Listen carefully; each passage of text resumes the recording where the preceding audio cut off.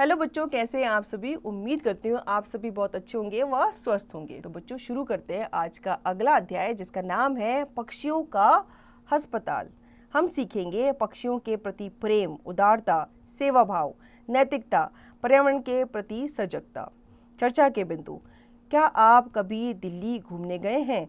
क्या आपने लाल किले के सामने बना पक्षियों का चिकित्सालय देखा है? क्या आपको लगता है कि मनुष्यों की तरह पक्षियों को भी चिकित्सा की ज़रूरत होती है? इस पाठ में दिल्ली के लाल किले के सामने बने पक्षियों के अनोखे चिकित्सालय का वर्णन किया गया है, जिसमें पक्षियों का निःशुल्क इलाज किया जाता है।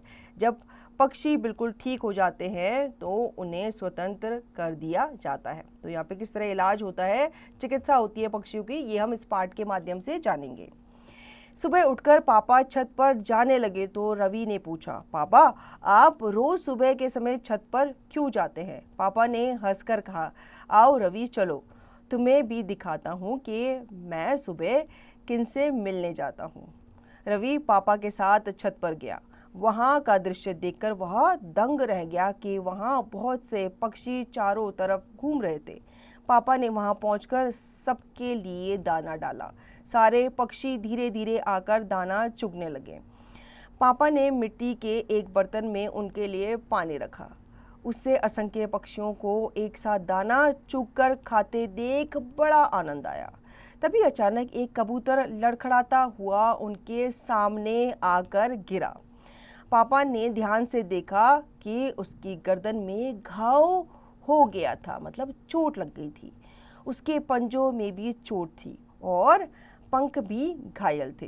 पापा ने उस घायल कबूतर को उठाया, उसे रुई के फावों में रखा और पानी के छींटे डाले। इससे कबूतर को थोड़ा आराम मिला। वे बोले, लगता है किसी बाज आदि के प्रहार से यह घायल होकर नीचे गिरा है, मतलब उस पे किसी चील ने या किसी बड़े पक्षी ने हमला किया होगा। रवि चिंतित स्वर में बोला, पापा अब क्या होगा? इसे तो बहुत चोट लगी है। पापा बोले, तुम चिंता मत करो, मतलब तुम इसके लिए घबराओ मत। हम इसे पक्षियों के अस्पताल लेकर जाएंगे, वहाँ यह बिल्कुल ठीक हो जाएगा। पक्षियों का अस्पताल? रवि और अनन्या ने हैरानी से पूछा, क्योंकि उन्होंने कभी नहीं सुना था। उन्हें तो लगा कि अस्पताल जो होते हैं वो बस इंसानों के लिए होते हैं, पक्षियों के लिए जो अस्पताल है उसके बारे में उसने पहली बार सुना था। तब तक रवि की बहन अनन्या भी ऊपर आ चुकी थी। हाँ बच्चों, पक्षियों का अस्पताल, यह अस्पताल दिल्ली के लाल किले के सामने है। वहाँ बीमार और घायल पक्षियों का मुफ्त उपचार होता है। सच पापा? तो फिर हम जल्दी से पक्षियों के अस्पताल चलते हैं। आज रविवार भी है, हमारी छुट्टी है। इतना कहकर वे दोनों झटपट तैयार हुए और कबूतर को लेकर अपने पापा के साथ पक्षियों के अस्पताल पहुंच गए। वहां पहुंचते ही डॉक्टरों ने कबूतर की जांच की और उसका इलाज शुरू कर दिया। रवि और अनन्या को पक्षियों का अस्पताल बहुत अच्छा लगा। उन्होंने पापा से पूछा, पापा क्या यह कबूतर फिर से ठीक हो जाएगा? पापा ने बताया, हाँ हाँ बच्चों, क्यों नहीं। यहाँ सभी पक्षियों की देखभाल बहुत अच्छी तरह से की जाती है।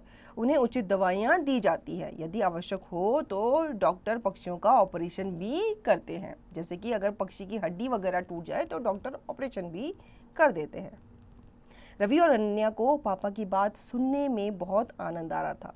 वे उस अस्पताल के बारे में और अधिक जानना चाहते थे। रवि ने पापा से पूछा, पर पापा सारे पक्षी तो एक समान दिखाई देते हैं, तो डॉक्टर उनकी पहचान कैसे करते हैं?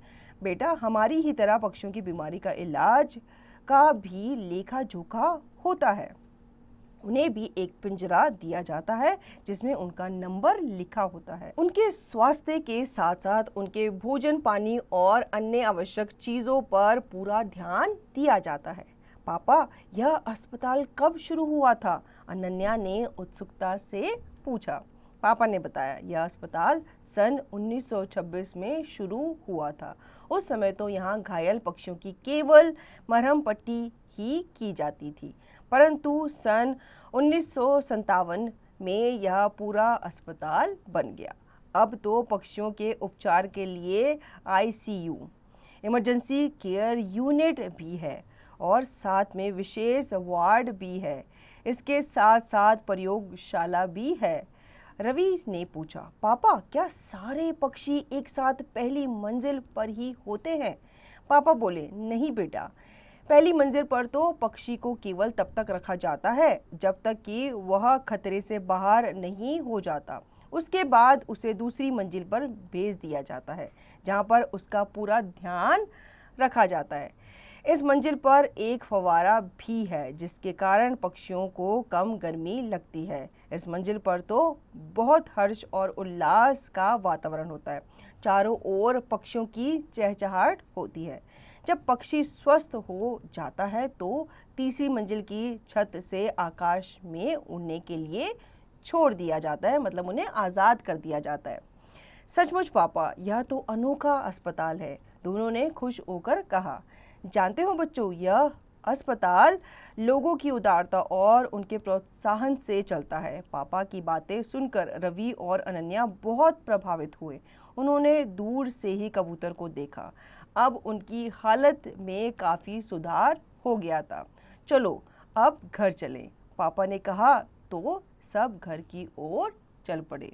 तो बच्चों, इस पाठ में हमें बताया गया है कि जैसे हमारे लिए हॉस्पिटल होते हैं, चिकित्सालय होते हैं, वैसे ही पशु पक्षियों के लिए भी चिकित्सालय होते हैं, क्योंकि उन्हें भी चोट लगती है, वो भी बीमार पड़ते हैं, तो उनकी देखभाल कौन करेगा। तो कभी आपको ऐसा पक्षी दिखे जो घायल है या जो बीमार है, जो ठीक से खा पी नहीं पा रहा, जिसे आपकी ज़रूरत है, आप उसकी मदद ज़रूर करें और उसे पक्षियों के चिकित्सालय, पशुओं के चिकित्सालय ज़रूर लेकर जाएं। तो बच्चों, मुझे उम्मीद है आपको ये अध्याय अच्छे से समझ में आ गया होगा। अब इस अध्याय को आप पुनः दोहराएंगे और इसका अभ्यास कार्य भी आप स्वयं करेंगे।